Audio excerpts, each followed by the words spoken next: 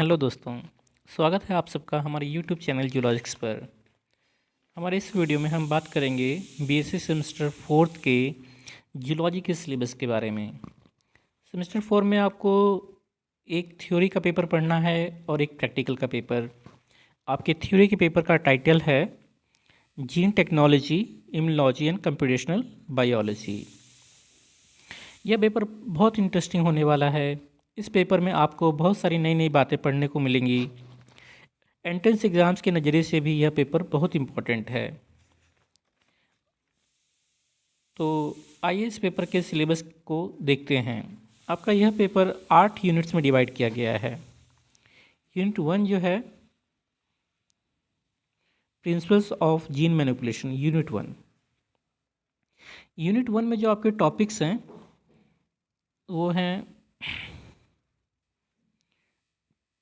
तो देखेंगे आप रिकम्बिनेंट डीएनए टेक्नोलॉजी। पहला टॉपिक है रिकम्बिनेंट डीएनए टेक्नोलॉजी। बेसिकली पहले हम बात करें कि जीन मैनिपुलेशन का मतलब क्या होता है, तो जो वर्ड मैनिपुलेशन है इसका मतलब होता है मॉडिफिकेशन, मतलब बदलाव करना। तो इसमें हम जानेंगे कि किस प्रकार हम डीएनए के अंदर बदलाव कर सकते हैं, अर्थात कैसे डीएनए को काट सकते हैं, डीएनए के 2 टुकड़ों को आपस में जोड़ सकते हैं और अन्य कई प्रकार के बदलाव हम डीएनए में कर सकते हैं। तो इस यूनिट में आने वाले जो टॉपिक्स हैं वो है recombinant DNA technology, selection and identification of recombinant cells, restriction enzymes, DNA modifying enzymes, cloning vectors, ligation, gene transfer techniques and gene therapy. ठीक है, तो ये तो आपका हो गया यूनिट 1। यूनिट 2 जो है आपका यूनिट 2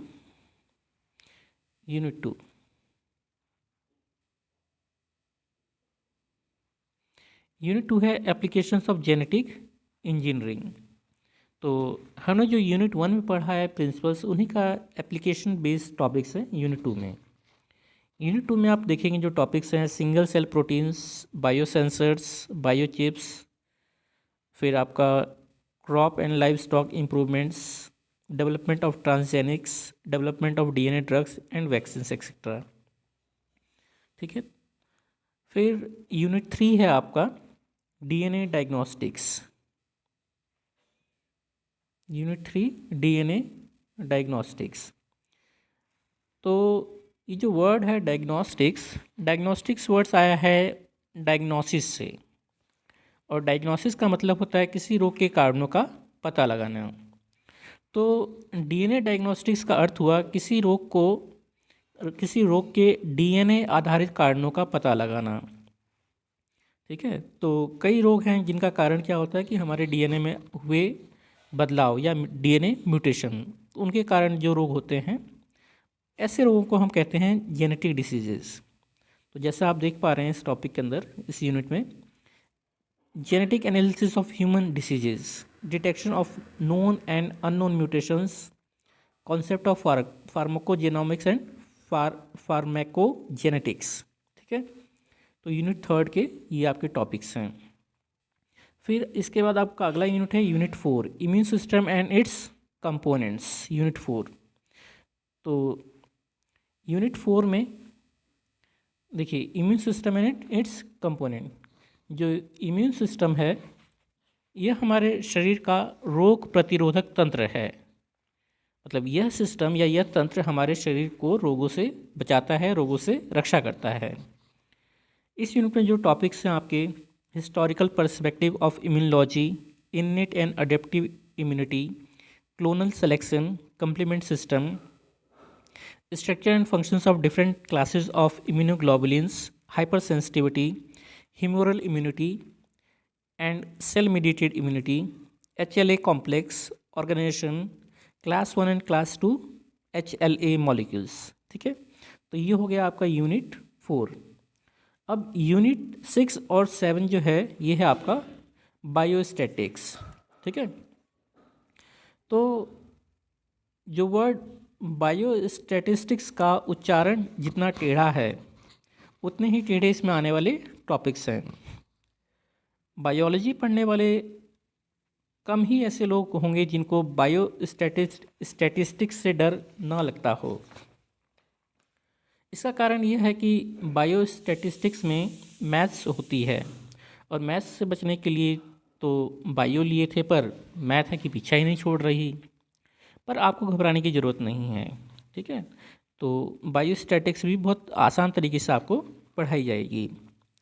अब बायो स्टैटिस्टिक्स के यूनिट 5 में आने वाले जो टॉपिक्स हैं, calculation of mean, median, mode, variance, standard deviation, concepts of coefficient of variation, skewness, kurtosis, elementary idea of probability and application. फिर आपका यूनिट 7 में आने वाले टॉपिक्स हैं डाटा समराइजिंग, फ्रीक्वेंसी डिस्ट्रीब्यूशन, फिर graphical representation, pie diagram, histogram, then test of significance 1 and 2, sample test, T test, chi square test, ठीक है। तो ये हो गया आपका यूनिट 5 और 6 बायो स्टैटिस्टिक्स। इसके बाद अगला यूनिट है आपका यूनिट 7, ठीक है, बेसिक्स ऑफ कंप्यूटर्स। तो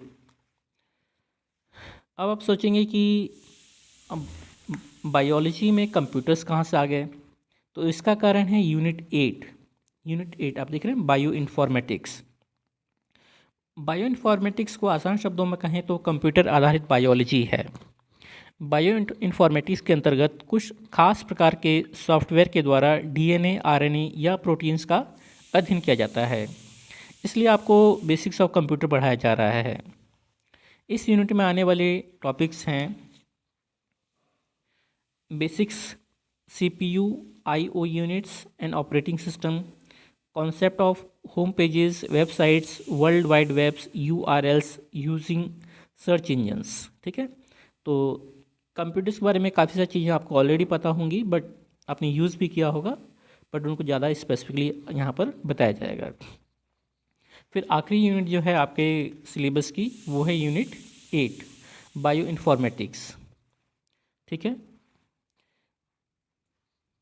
तो जैसे आपको बताया गया है कि बायो इन्फॉर्मेटिक्स का मतलब है कंप्यूटर आधारित बायोलॉजी से।